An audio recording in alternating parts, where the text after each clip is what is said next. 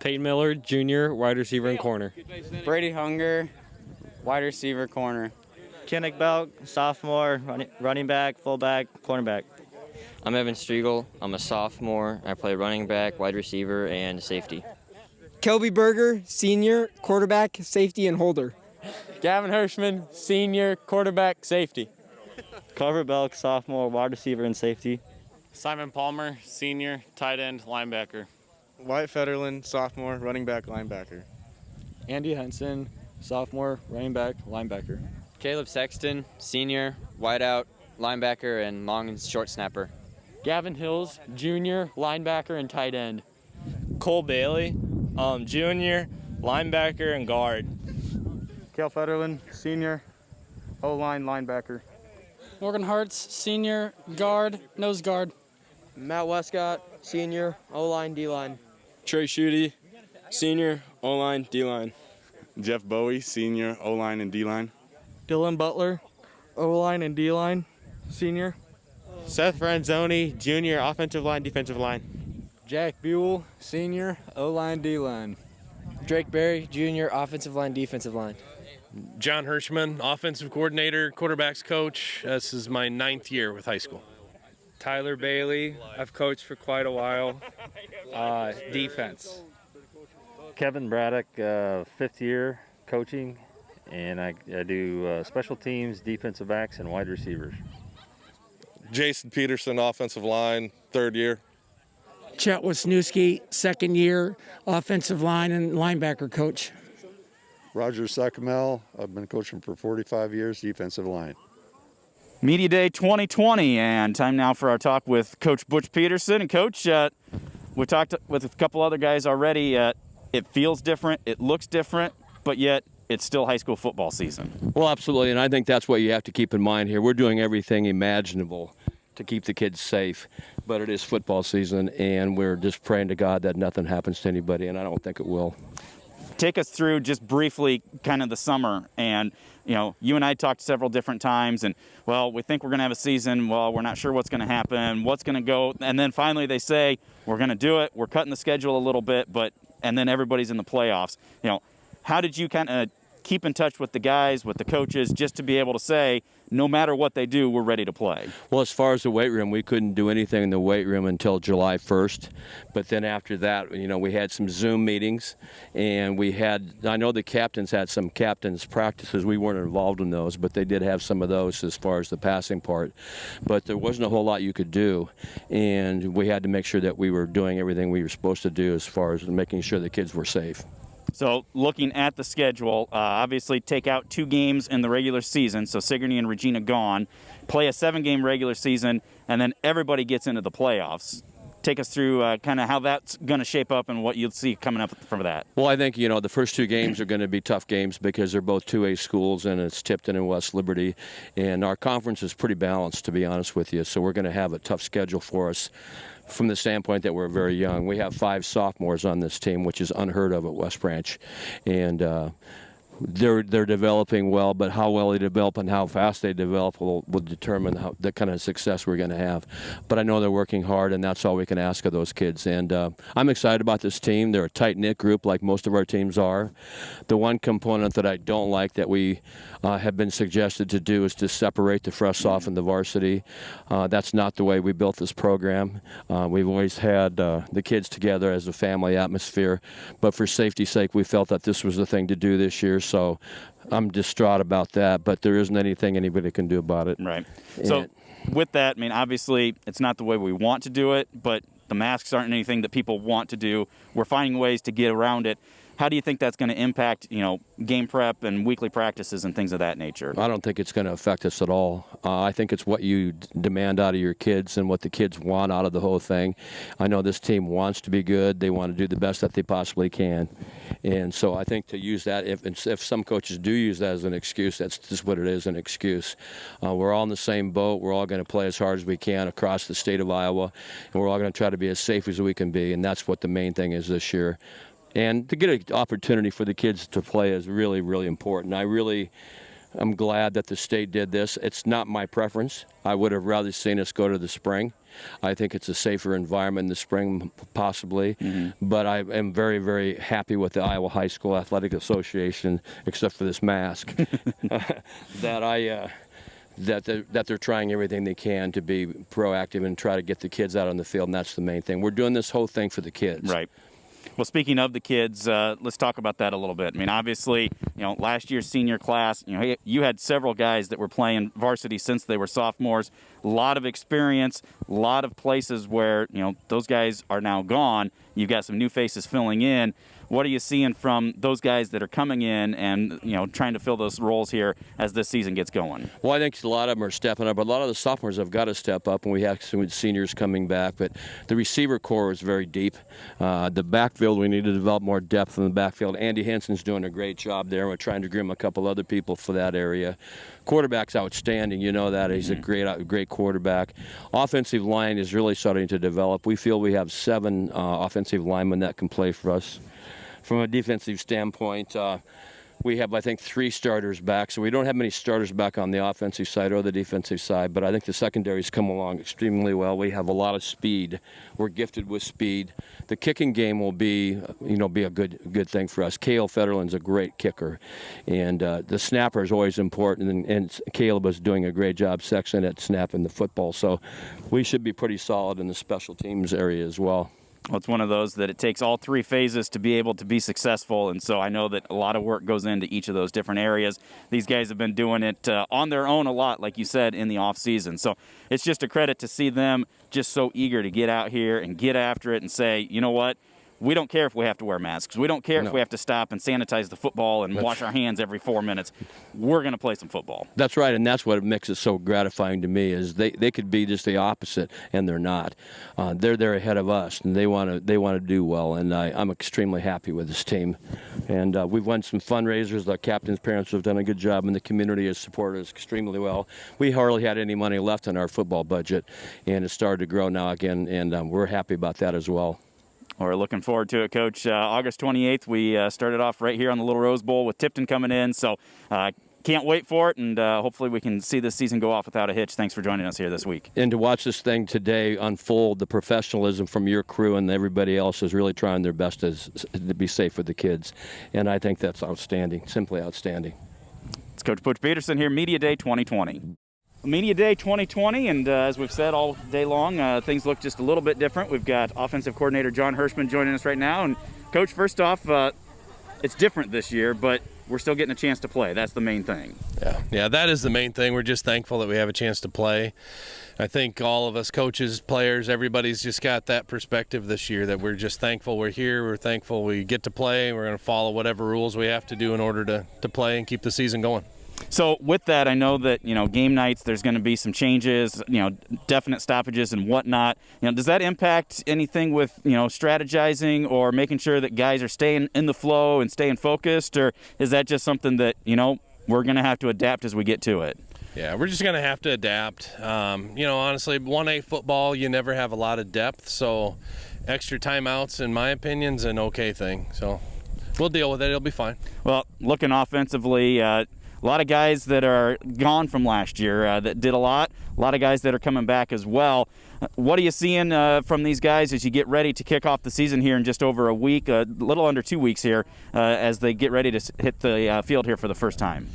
A lot of really hard-working kids, and actually, I mentioned depth. I mean, we don't have a lot of depth numbers-wise because we're 1A Iowa football, but depth as far as the 24 varsity guys we have right now is actually really good. We don't have our 5 starting lineman spots set because we've got a number of guys that all look good. Same with the receivers. We've got a lot of really good receivers.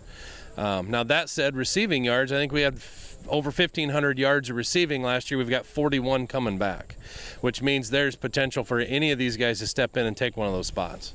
Well, and then another spot where you had a solid workhorse the last 3 years was running back with Tanner. Talk a little bit about that. I know Andy Henson saw some reps in there last year. What are you seeing in that backfield? Yeah, Andy's done a great job. And Andy, I give Andy a lot of credit. He spent his freshman year basically being Tanner Lukowski's backup. So he didn't get to play his FRESH-SOPH schedule. But he got a lot of good reps in practice, learned a lot. He worked really hard this summer in the weight room. He worked really hard with Gavin catching passes, so he's done a great job catching the ball. He's going to be a real threat out of the backfield as a receiver, and I think he'll just do a phenomenal job. But we've got other guys that are going to play there too. Kinnick Belk's getting reps there now, and then Dom Culver's in the reserves right now. He spent his summer in the reserves. When that kid comes back, I imagine he's going to be in the best shape of his life.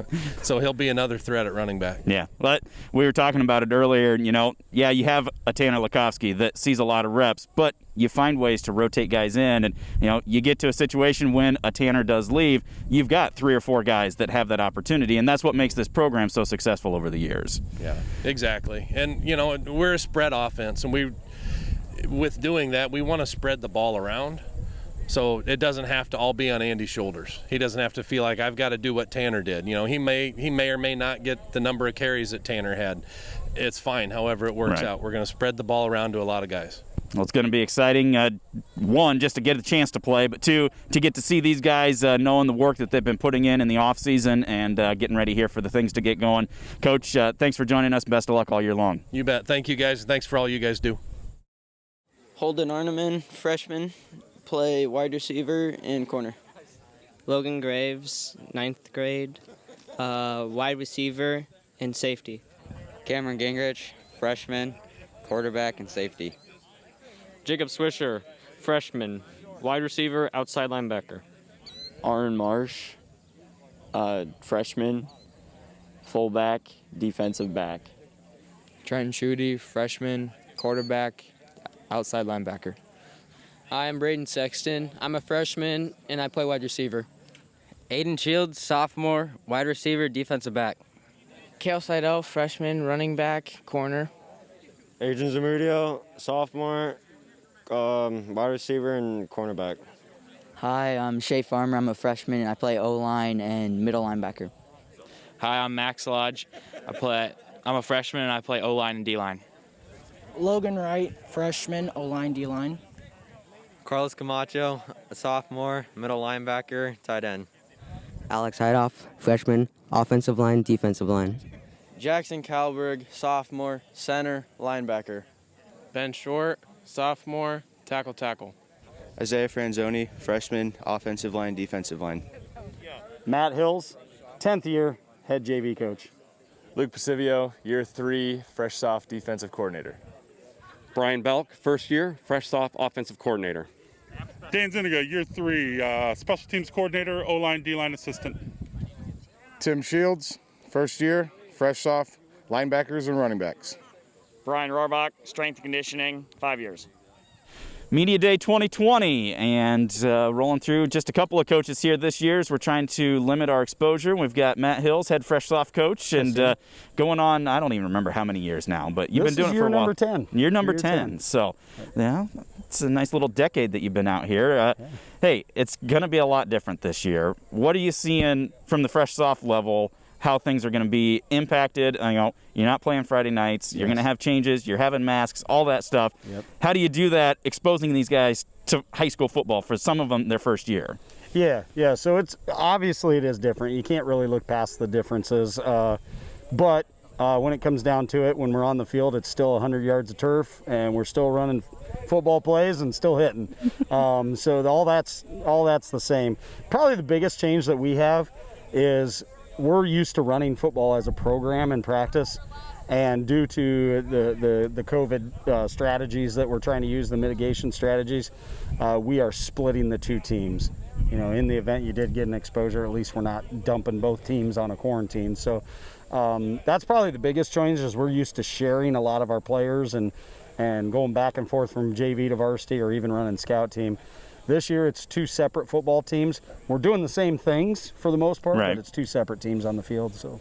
So how's that going to impact? I mean, obviously, practice-wise, you may not have full 11 on 11 in some of those situations, because obviously, Class 1A, we don't have the numbers. So, are you changing things practice-wise of trying to make sure guys are getting solid reps so that they know how to get it ready at game speed when they come out on a Monday night in your case? Yeah, definitely. So at this stage in the game, a lot of your stuff is individual drills and position group drills and a lot of that. But when we do get to the team aspect, doing a lot of, just like today when we had contact, doing a lot of half line stuff. So, hey, I'll have a scout D of maybe 5 or 6 guys, and we'll say, hey, play's going this way. We shift the defense to that half. So we're able to compensate somewhat. That works out.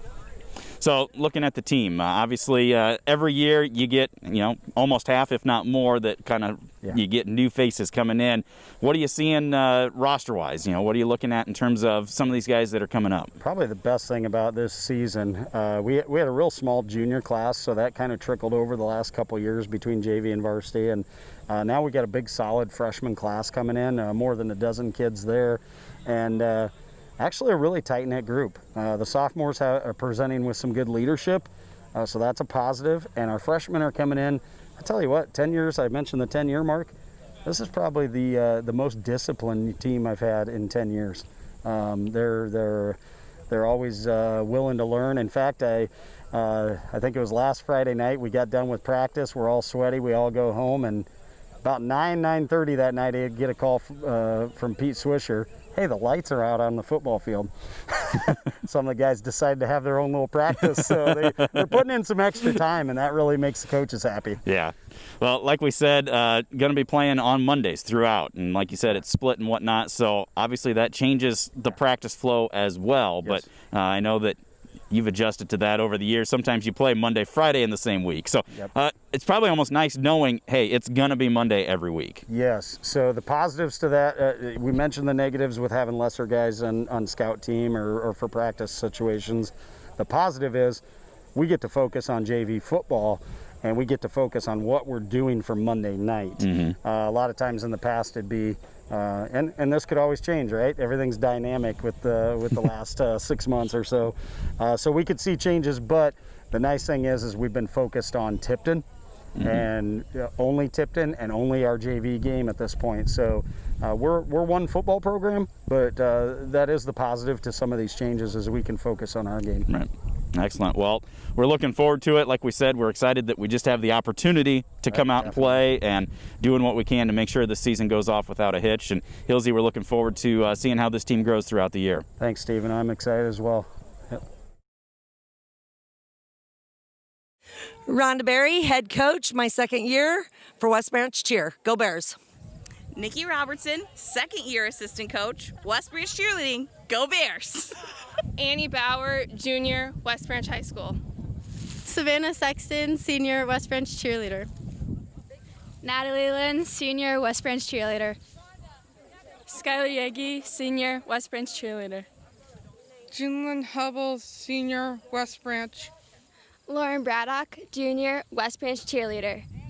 Andy Atkins, junior, West Branch cheerleader. Madison Hovansik, junior, West Branch cheerleader. Peyton Braddock, freshman, West Branch cheerleader. Maddie Reed, freshman, West Branch cheerleader. Jody Culver, West Branch football manager sponsor, 4 years. Go Bears. I'm Carly Culver. I'm a sophomore and a West Branch manager.